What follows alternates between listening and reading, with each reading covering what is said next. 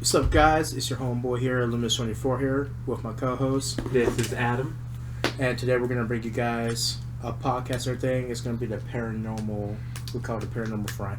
Yes, this is a topic that we both chose, and something that I chose as well because I have related to this in my personal life as well. So True, like, I'm not going to lie, like, younger, like, I had, like, running with, like, spirits and everything. That shit was scary as fuck. Yep, and I figured I would share with you one paranormal story that I have here. I have so many here, but I figured if this series blows up, or if this episode blows up, I might make a little series of cool little paranormal events, because I have plenty to tell. Oh my god. Alright, without further ado, homeboy, go ahead, take it away. Alright, well, this was over in Yelm, Washington.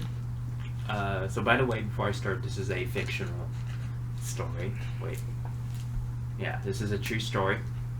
So it was over in Yelm, Washington. It was a house in a neighborhood, right? And this is not like your typical just rich neighborhood, right? This is a neighborhood that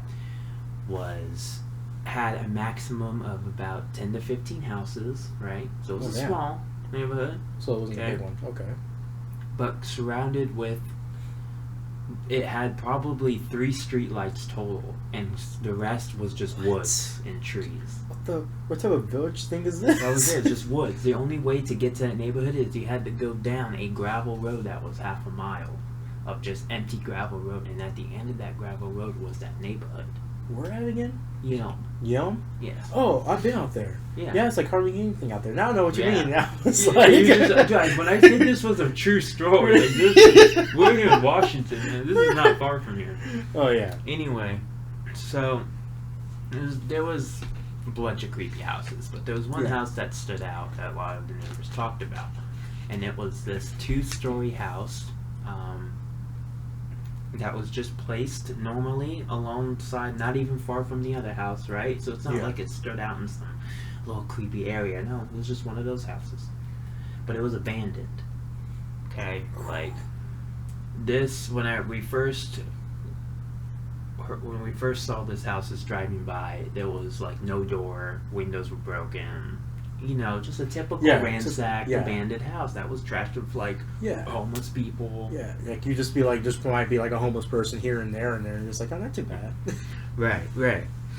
So it was that, and we were just like, well, this just looks kind of creepy. And we talked to some of the neighbors. One of the neighbor even said, "Yeah, we stolen a fridge from there once." I was like, oh, okay. First question I have is, like, how the hell did you steal like a fridge from there?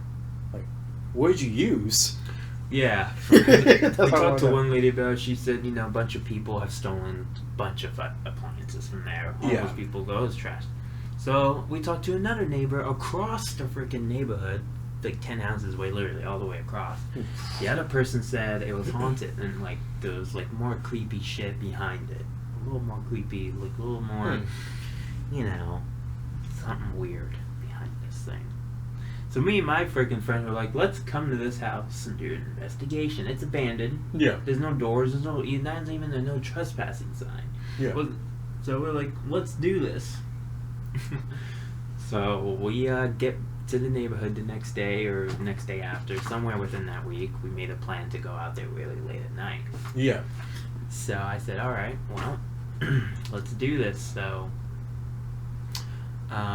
we went at about 1 a.m. in the morning, 1 to 2 between the witching hours. Oh, yeah, we went at night because we thought, like, we didn't go at 1 a.m. because we were afraid of people catching us. Yeah. No, like, not because of witching hours. We were afraid because of people catching us. Yeah, that too. Yeah.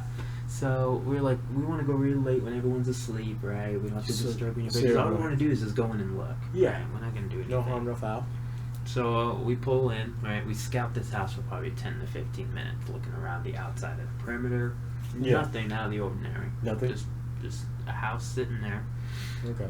And I was like, all right, let's do this. So we start having the courage to finally walk up to the front door. Well, no front door, but to it. And we stood there at the porch, and we kind of like announced ourselves because we thought there could be a homeless person. So we're like, hey, if there's anyone in here, say something. but it was just dead quiet.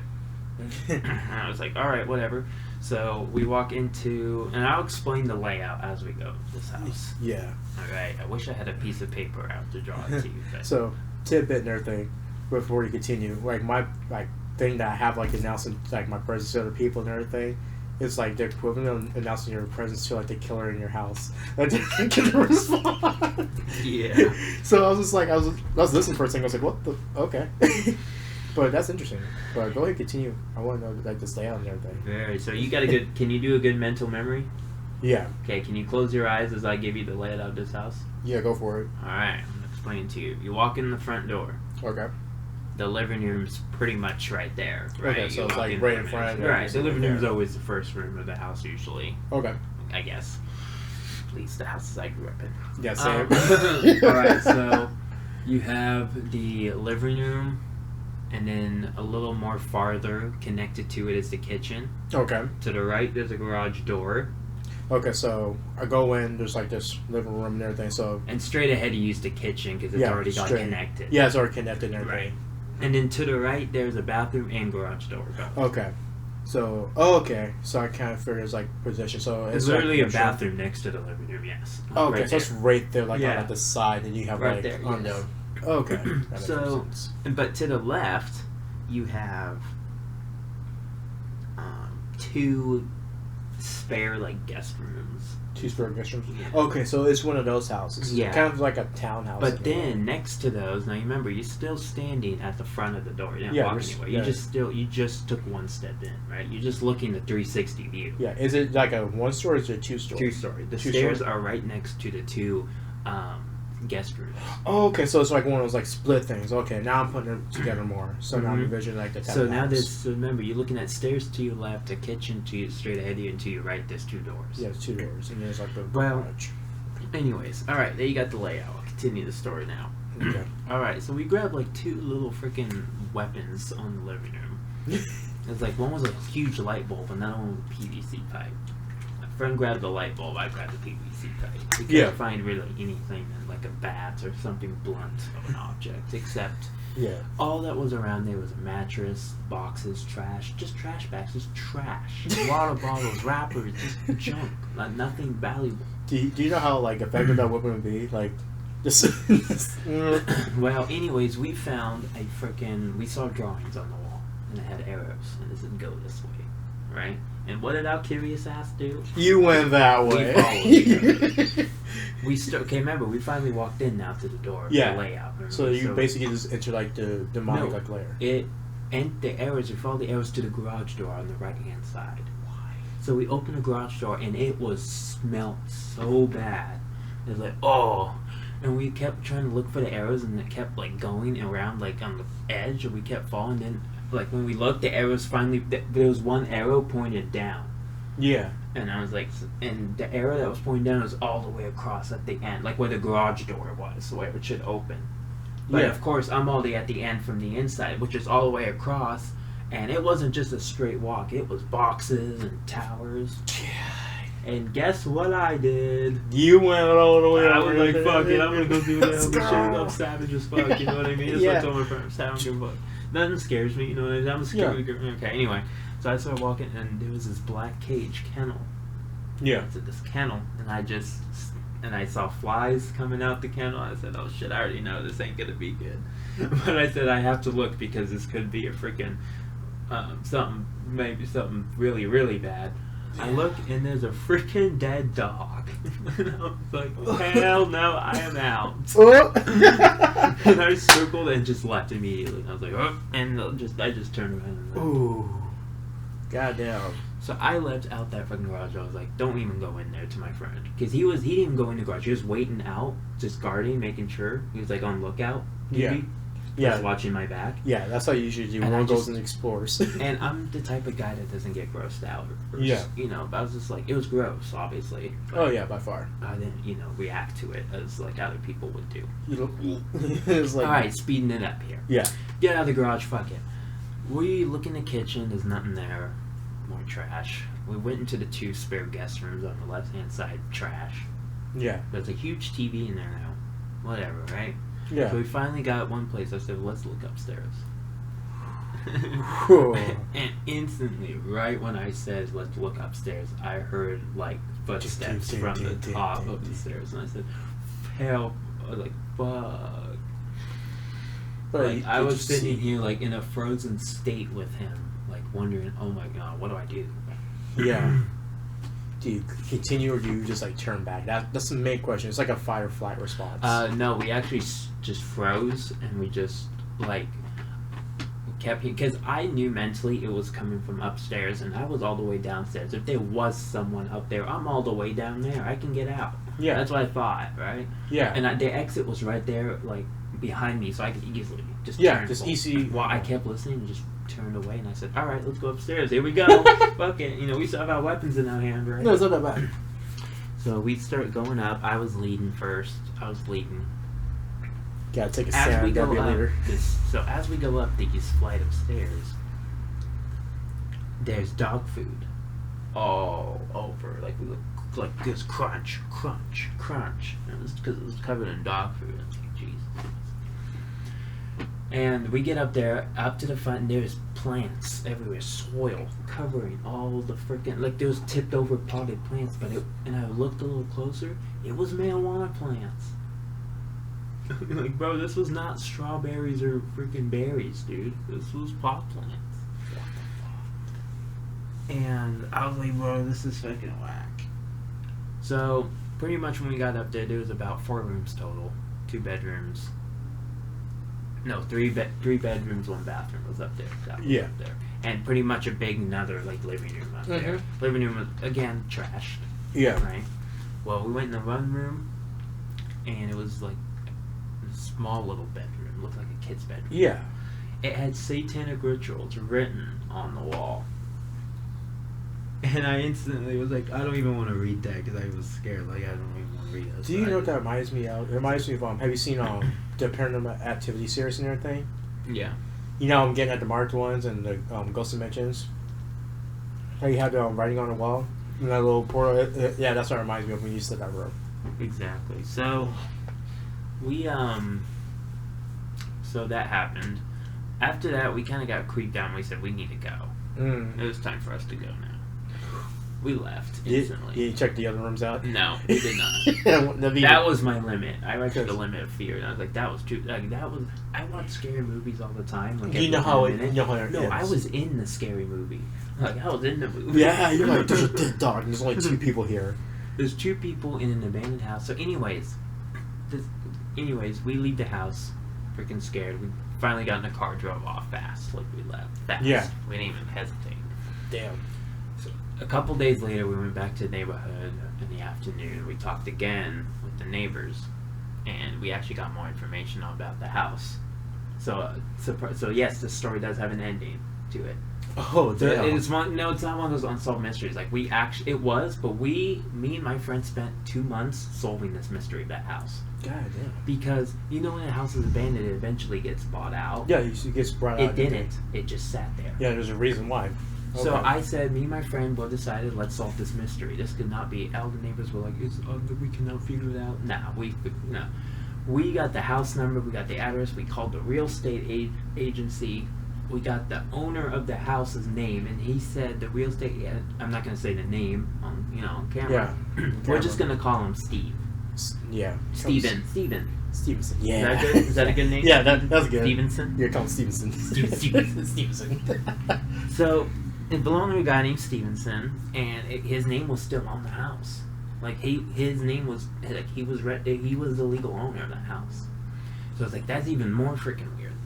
So, we backtraced that all the way to, like, this aunt, this nearby family member that lived in the Yelm area that worked somewhere in Yelm. Oh, wow. Okay. So we went over to the workplace, and now the reason a lot of people are going to think this is stalkerish, so I'll give a little backstory. We got, we knew the people in the neighborhood. Yeah. In that neighborhood to begin with, that 10 to 15 people. Yeah. So we knew people in there to begin with. They knew us. Okay. So she was kind of already knew that we were like hanging out. Yeah. We go to her, and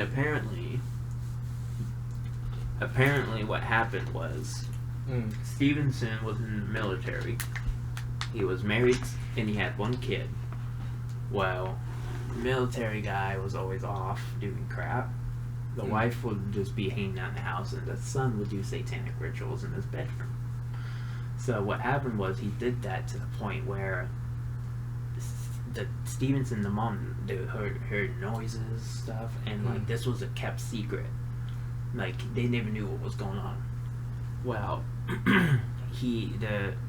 the military dude got a new house. You know, military people, they usually like relocate and everything. Well, they were just like, let's just get the fuck out of here. So as they're moving out, apparently, the child had like a freaking cult. Like he wasn't doing this by himself. He had like a group of like 4 people.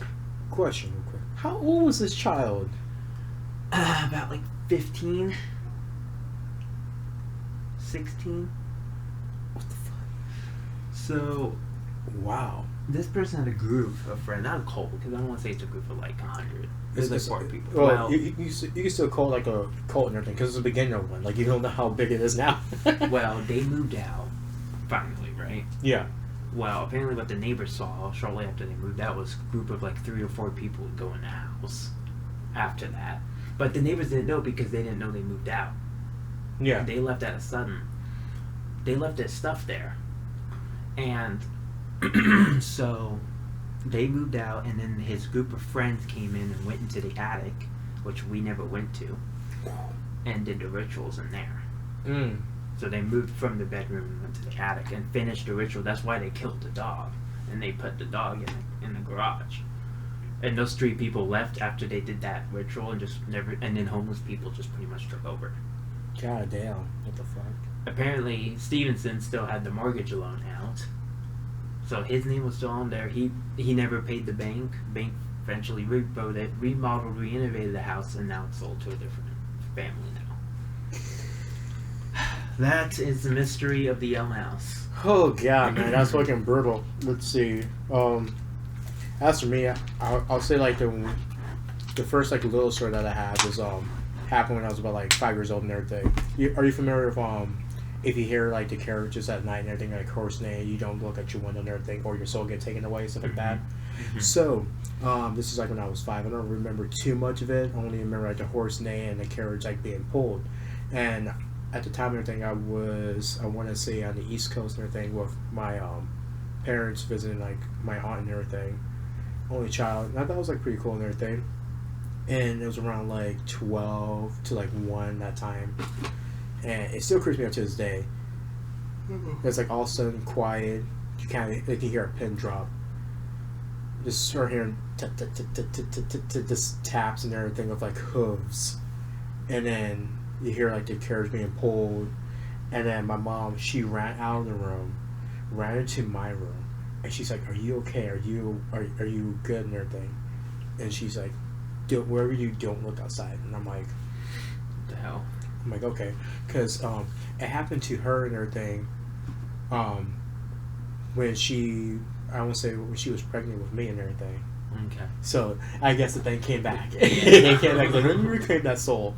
But yeah, basically, my grandparents had like Bibles and everything all around the place because they're extremely religious.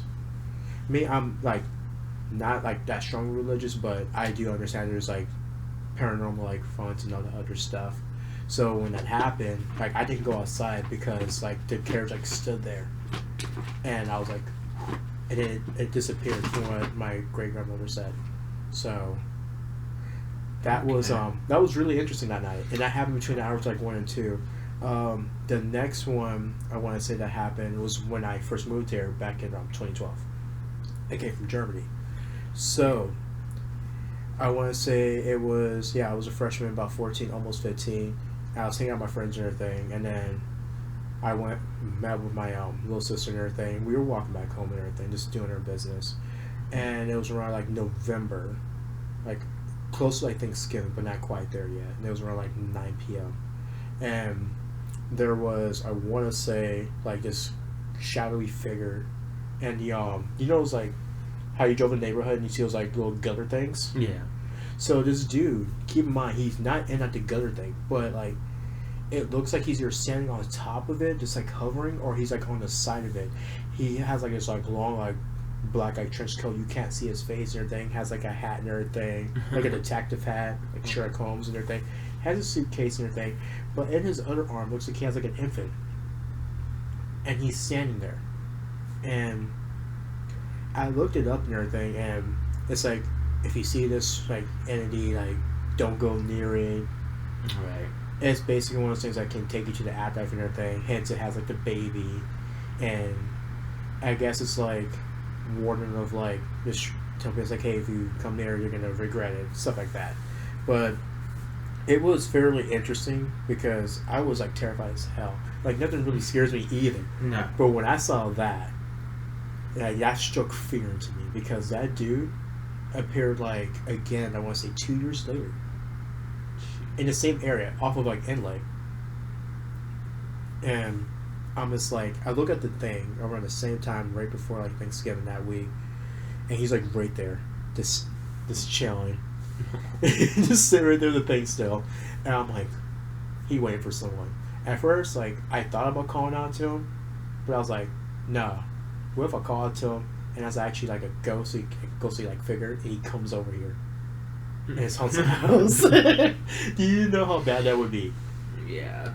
But that happened there, and then all of a sudden, like he just never showed up like after like I graduated. So it's been a bit since that happened. One little tidbit that I did have was it's a story that my friend and everything experienced and everything.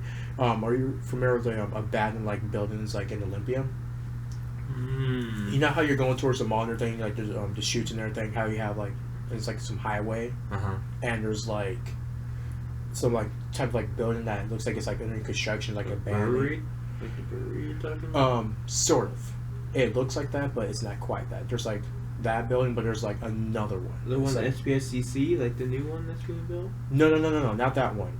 So as you're going towards the mall and everything, there's like this chutes and everything. You take that way. Well, off towards like the left and everything, there's like a where you can like walk across the bridge and everything. On that side and everything, there's like a building, but has like glass windows and everything. It's like bigger, like about like maybe 2 or 3 stories. The town hall, like by it's sort of like near that area. It's Baskin Robbins, like that highway. Yeah, it's near around that area. It's like it's like a bigger building. So at the time, everything was like abandoned. It's like a while ago, and my friend decided to go ghost hunting, and I told him, I was like, there's like two things that I don't mess with, and I was like, one, satanic rituals, and two, the goddamn ghosts. Like, I understand the supernatural, I respect it, but I'm not gonna go out there and like explore it. Yeah, explore like into that depth. Like, I don't mind like necessarily going to abandoned houses and everything, but if someone had died there, someone was like just murdered or something bad had happened, like you're not gonna know as soon as you go into the abandoned building. But if you know that preemptively, would you go in at yes or no in that point? That's the biggest thing. If you had knew that preemptively, would you have went in there? Yeah, nah. But yeah, like that happened, and so there would go something. Because keep in mind, they also go like grave watching too. Don't know why, but yeah, they went there, and I want to say. Trying to remember all the details. The big thing that was taken away is that they heard noises on the top like level, and homeless people will come in there from time to time, but there was like this metal like with 2 metal doors and everything, and they opened it. They saw like some like shadow like figures move, and they tried calling out to it. I'm like this. Hell no. Yeah. I'm getting out of there. And I asked him, and this might sound like a little like racing, but trust me, it's not. How many black people have you seen go into that? Think about that for a second. Yeah. Me, I just couldn't do it. Just because, like, I don't want that stuff to follow me home. No. And affect, like, everyone else that's around me. It may not affect me directly, but it's going to affect everyone else, and it's going to, in turn, affect me, and it's going to be bad. So that happened, and then they actually ran into a homeless dude that had like some type of blade and chased him. And this is like when he got back to the first level, but he was not there at first. And so they went back into it, and that dude, like, it was like 10, 15 minutes after they ran away, he wasn't there no more.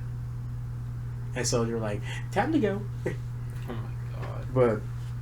But yeah, I mean, when it comes down to paranormal like funds and everything, like, I understand it and everything. Like, now like next question I have is, have you played with a Ouija board? Yes. Okay. What was your experience with the Ouija board? It was kind of interesting. Yeah. I'd say it depends where and who you play it with. Oh, okay. You can't really just buy a Ouija board and just play it like that. And Yeah, just there's expect something yeah. in 5 minutes. Yeah, there's like rules and everything that are governed by it. Yeah. So, go ahead and guess- explain the rules. Oh gosh. Well, the rules are pretty kind of simple and straightforward.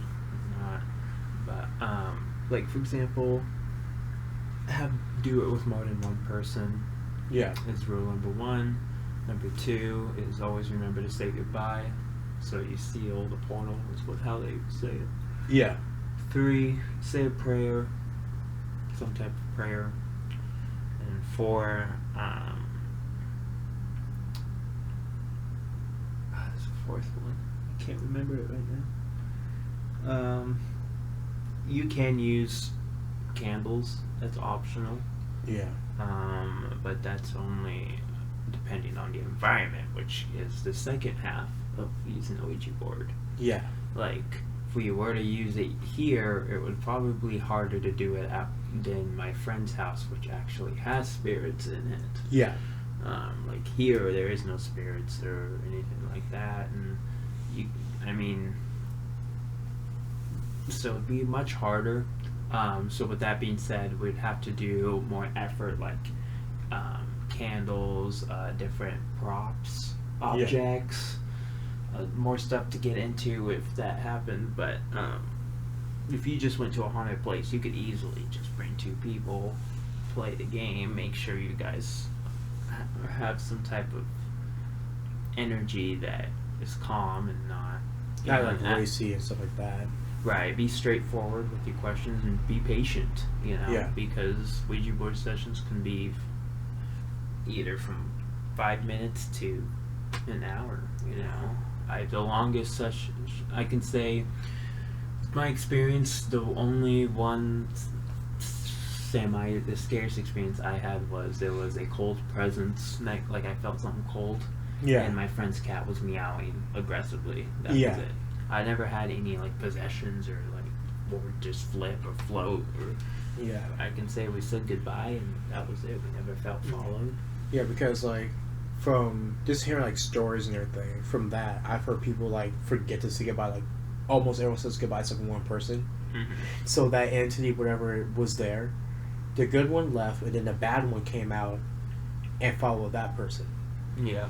And I looked and I was like, does that always happen? I've been so curious about that for like the longest time.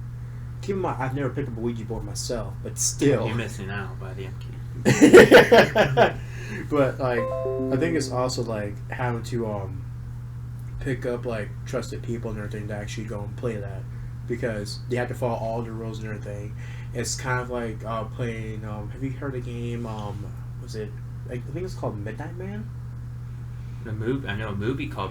Yeah. Oh wait, no, I know what you're talking about. Yeah. Yeah. Basically, you have like this circle and everything, and then blood. I think, right? I can't remember what it was. I don't think it's like real blood, or it might be real, but it's like animal blood you use, something like that. I can't remember the exact details, but you have candles, of course, and basically, you go through, and you want to play that in abandoned like place and everything. So like an abandoned warehouse, brewery, whatever you name it, even an asylum. And that's the worst place to actually play it. Never played in an asylum. I can tell you that from what I've heard. You rather play it in the warehouse or a brewery because it's not that bad. But Aiden that had like really bad like revenue for what they did. Asylums are the worst ones. Okay. So if you play it there, and you're gonna hear like, I guess like the boss or what you call like the big one is gonna come out, and I think you're supposed to play it. I think it was like at 11 you started, and you have to basically survive that whole thing and basically not let your candle and everything go out, and make it back to the circle and everything by midnight. That's basically the gist of it. You make it to the thing, and if he catches you, either one of you, like, you lose. So Yeah. and from what I heard, it might take like that person like hostage and everything. And I'm like, isn't that terrifying? Exactly. So, like, and if you ever heard like creepy pastas and everything about, like, they'll go into more details about that. But going with like research and everything, I said, oh, this game real. People actually play this game. Yeah. And then it just, Yeah, it's really interesting, but like it's not too bad, but it's not too good at the same sense. It's like that in between. It's like yeah, it's like playing like a Ouija board but with yeah. extra steps. You know what I'm saying? Like, and when you play the Midnight Man game and everything, you have to like summon like that entity and everything. I can't remember the chant and everything for it because it's actually been a while since I like actually like looked it up. But you have to do like a little chant, and the stuff that you use and everything, keep in mind, it's a soul circle. Right. So when you put it down, you have to make sure you come back to that. Better. If you don't, like, you're finito and everything. But did you have any questions for me and everything regarding of like any like topics or anything you want to like poke my head in with like paranormal stuff? Yeah, and it's with Ouija boards and with, you know, going to haunted places yourself are both creepy experiences Yeah. itself. You know, I think yeah, there's just so much more stories. Paranormal can come in different ways. Ghosts can appear in different ways. Yeah. It's not always just a blanket and a sheet, you know. Some ghosts don't even show themselves. Some of them are just orbs. Yeah. But, you know, it all depends on location, where it's at, how you summon them, what you do. There's some that just summon pure demons, and some are just ghosts. I mean, they're both different things. Yeah. So, for instance, like if you summon it at like, I want to say like a church and everything, I think the most thing that you have to probably like do your research is on that church. Yeah, always do your research on places haunted places that you want to go as well. You can always look online of haunted places in Washington and California, whatever, and there's websites that give you from all around the state different parts. Like here in Washington, we have a couple cemeteries, and I think we have a school as well. A school? Haunted school, yeah. Huh. I never thought about that. And what else? Hold on. So cemeteries, a school, and I think. Oh, and we have a couple hotels, and there's a really really good hotel, which I'll show you after this video here shortly. It's a Western style hotel.